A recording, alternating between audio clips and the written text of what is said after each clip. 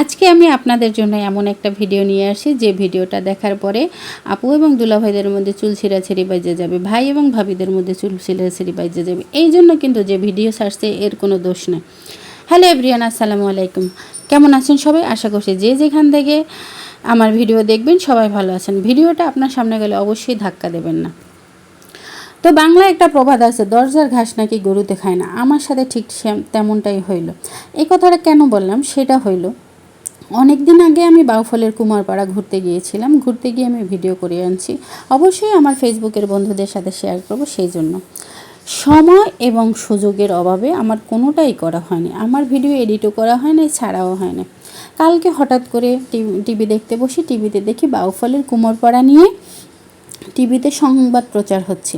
এইটা দেখার পর তো গর্বে আমার বুকটা পুরাই কলিজায় ভরে গেছে যে আয় হায়, আমাদের বাউফল নিয়ে এখন টিভিতে খবর করতেছে। এইটা তো মারাত্মক একটা বিষয়। আগেই আমি জানতাম বাউফল কোনো সাধারণ জায়গা না, এইটা হলো একটা ব্র্যান্ড। আমাদের আসলে বাউফল বললেই হয়, বরিশাল বলা লাগে না যে আমরা বরিশাল্লা। আমাদের পরিস্থিতিতে বাড়ি কোথায়, বাউফল, ওকে বুঝে নেন এখন কত বড় একটা ব্র্যান্ড হয়ে গেছে বাউফলটা।